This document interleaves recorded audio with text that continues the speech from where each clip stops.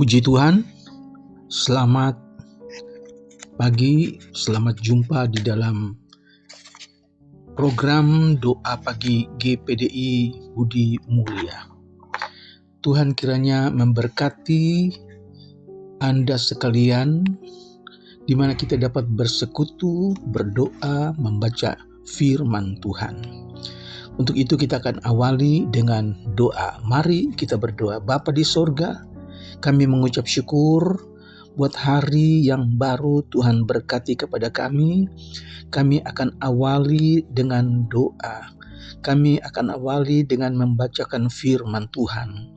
Kami mohon Tuhan berkati acara ini, pimpin dari awal sampai selesai. Memberkati setiap pemirsa yang mengikuti program doa pagi. Kami serahkan di dalam nama Tuhan Yesus Kristus. Haleluya. Amin. Puji Tuhan, saya bacakan Roma pasal 8 ayat yang pertama dan ayat yang kedua. Roma 8 ayat 1 dan 2. Demikianlah sekarang tidak ada penghukuman bagi mereka yang ada di dalam Kristus Yesus. Ayat 2, Roh yang memberi hidup telah memerdekakan kamu dalam Kristus dari hukum dosa dan hukum maut. Saudaraku, ayat pertama menjelaskan bahwa tidak ada penghukuman bagi mereka yang ada di dalam Kristus. Sedangkan ayat 2 katakan Roh memberi hidup dan Roh yang memberi kemerdekaan dari hukuman dosa dan maut. Rasul Paulus menjelaskan bahwa mereka yang tidak memiliki Roh berarti mereka itu bersandar kepada kekuatan dirinya sendiri, dan mereka itu berada di bawah hukuman tubuh dan tidak akan bebas dari maut. Sebagaimana Yakobus pasal yang pertama ayat yang ke-15 katakan, dan apabila keinginan itu telah dibuahi, ia melahirkan dosa. Dan apabila dosa itu sudah matang, ia melahirkan maut. Saudara-saudara, dalam Roma pasal 8, Rasul Paulus menguraikan dua golongan manusia. Mereka yang pertama yaitu mereka yang hidup menurut keinginan daging, yaitu mereka yang memiliki tabiat berdosa. Dan yang kedua adalah golongan mereka yang hidup menurut Roh, yang disebut Roh kebenaran. Maka Roh kebenaran itu akan memimpin mereka ke dalam seluruh kebenaran. Yohanes 16 ayat 13. Saudara, Roh Kudus akan meyakinkan orang percaya tentang dosa, tentang kebenaran Kristus, serta penghukuman supaya mereka menjadi seperti Kristus dan hidup sesuai dengan kebenaran. Saudara, 2 Korintus pasal 3 ayat yang ke-18. Puji Tuhan, Roh Kudus bekerja di dalam orang percaya agar mereka hidup kudus sebagaimana kehidupan Kristus itu kudus. Tetapi apabila orang percaya menolak pimpinan dan karya Roh, berarti mereka tidak dapat mematikan perbuatan-perbuatan berdosa. Dan mereka ini adalah orang-orang yang akan dihukum. Saudara, dalam Roma pasal 8 ayat yang ke-13, sebab jika kamu hidup menurut daging, kamu akan mati. Tetapi jika oleh Roh kamu mematikan perbuatan-perbuatan tubuhmu, kamu akan hidup. Haleluya. Tinggal kita pilih, mau hidup menurut keinginan daging atau hidup dengan pimpinan roh. Jadi kalau kita hidup menurut keinginan daging, yaitu mengingini atau menyenangi atau memuaskan diri dengan keinginan-keinginan tabiat manusia berdosa. Misalnya dalam Galatia pasal 5 ayat 19 sampai 21 menjelaskan apa saja itu keinginan-keinginan daging. Galatia pasal 5 ayat 19 katakan perbuatan daging telah nyata, yaitu percabulan, kecemaran, hawa nafsu, penyembahan berhala, sihir, perseteruan, perselisihan, iri hati, amarah, kepentingan diri sendiri, percidraan, roh pemecah, kedengkian, kemabukan, pesta pora, dan sebagainya. Terhadap semuanya itu kuperingatkan kamu, seperti yang telah kubuat dahulu, bahwa barang siapa melakukan hal-hal yang demikian, ia tidak akan mendapat bagian dalam kerajaan Allah.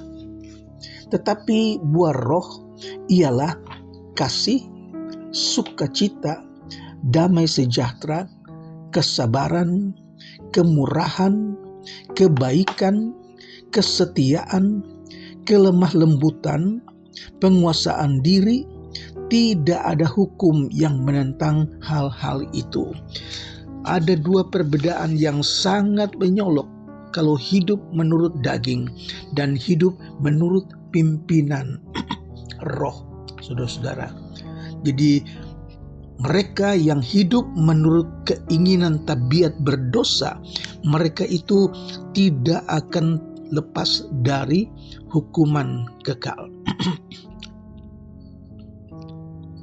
Saudara-saudaraku, dalam Efesus pasal 5 ayat yang ke-18 katakan, dan janganlah kamu mabuk oleh anggur, tetap karena anggur menimbulkan hawa nafsu. Tetapi hendaklah kamu penuh dengan roh, saudara. Ada dua nasihat. Yang pertama, jangan mabuk oleh anggur. Ini adalah anggur yang memabukkan, yang buat seseorang menjadi lupa diri. Kemudian dia katakan bahwa anggur menimbulkan hawa nafsu, keinginan untuk berbuat dosa karena anggur yang memabukkan. Tetapi kedua dikatakan hendaklah kamu penuh dengan roh, saudara. Penuh dengan roh berarti dipenuhi berulang-ulang kali dengan Roh Kudus. Orang-orang percaya, orang Kristen harus mengalami pembaharuan dengan berkali-kali dipenuhi dengan Roh Kudus untuk menyembah Tuhan, untuk melayani Tuhan, dan untuk bersaksi. Dengan dipenuhi oleh Roh Kudus, kita memelihara iman yang hidup di dalam Kristus. Dengan dipenuhi Roh Kudus, kita berdoa, kita mengucap syukur, kita memuji Tuhan, kita melayani sesama, dan melakukan apa yang diinginkan oleh Roh Kudus. Puji Tuhan. Jadi penuh dengan Roh Kudus adalah berbicara dengan sukacita pada Allah dalam mazmur, dengan mengucap syukur, merendahkan diri seorang kepada yang lain. Haleluya. Yakobus pasal 4 ayat 4 katakan, hai kamu orang-orang yang tidak setia, Tidakkah kamu tahu bahwa persahabatan dengan dunia adalah permusuhan dengan Allah? Jadi barang siapa hendak menjadi sahabat dunia, ia menjadikan dirinya musuh Allah. Dan tidak ada tempat di sorga buat musuh-musuh Allah. Haleluya. Kiranya Roh Kudus bekerja terus di dalam saudara sekalian, bagi kita semua orang-orang Kristen, anak-anak Tuhan, supaya kita bisa hidup benar, hidup yang sesuai dengan kehendak Allah, yaitu kita yang memikirkan hal-hal yang dari roh. Puji Tuhan, kiranya firman Tuhan yang ringkas ini dapat membuat kita membuat satu pilihan. Apakah kita hidup menurut keinginan daging atau kita mau hidup dengan pimpinan roh? Hidup dengan pimpinan daging akan dihukum. Tetapi hidup dengan pimpinan roh, maka kita akan dibebaskan dari hukuman dan kita akan dimerdekakan. Kita akan bebas dari hukuman kekal. Kiranya saudara dapat memilih pilihan yang benar, yaitu hidup menurut pimpinan roh. Roh Kudus kiranya memberkati Anda sekalian. Roh Kudus kiranya tetap bekerja di dalam Anda sekalian, sehingga setiap hari kita minta Tuhan penuhi saya dengan roh-Mu, biar aku dapat berdoa, aku dapat menyembah Tuhan, aku dapat memuliakan Tuhan, aku dapat bersaksi tentang Tuhan kita, Yesus Kristus. Puji Tuhan, Tuhan memberkati saudara-saudara sekalian yang mengikuti program doa pagi ini. Haleluya. Amin. Mari kita berdoa. Bapa di sorga, kami mengucap syukur buat hari ini. Tuhan sudah berkati kami lagi dengan firman Tuhan. Kami belajar hidup benar, yaitu hidup dengan pimpinan roh. Ampuni kami kalau ada kalanya kami hidup berlawanan dengan kehendak Tuhan. Kami terbawa dengan keinginan-keinginan daging, tabiat berdosa.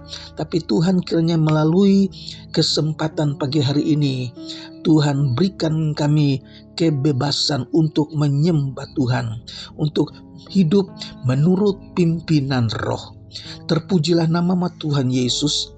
Hamba-Mu berdoa buat jemaat, mereka yang sedang sakit, mereka yang dalam kelemahan Tuhan, mereka yang dirawat di rumah sakit, ataupun mereka yang terbaring lemah di rumah Tuhan, lawat mereka, sembuhkan mereka di dalam nama Yesus. Berikan mereka ketenangan, mereka dapat mengikuti firman Tuhan, yaitu tetap hidup benar dengan pimpinan Roh Kudus. Hamba-Mu berdoa juga buat jemaat yang sedang mencari pekerjaan, jemaat yang sedang mengalami kesusahan. Tuhan, buka jalan, berikan kekuatan penghiburan melalui Roh Kudus, biar mereka dapat mengalami hal-hal yang indah karena pertolongan Tuhan. Terima kasih Tuhan. Hamba-Mu berdoa juga buat rumah tangga Kristen, suami, istri, anak-anak, cucu-cucu. Tuhan berkati. Berikan mereka sukacita dalam keluarga Tuhan. Terima kasih, memberkati mereka yang melayani Tuhan, memberkati umat Tuhan yang sudah bekerja.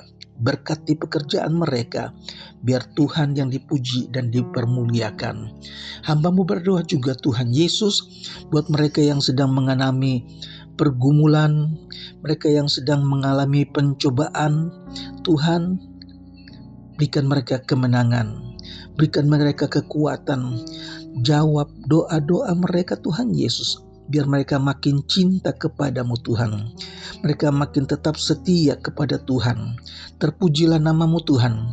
Kami akhiri program doa pagi ini dengan mengucap syukur di dalam nama Tuhan Yesus Kristus. Haleluya.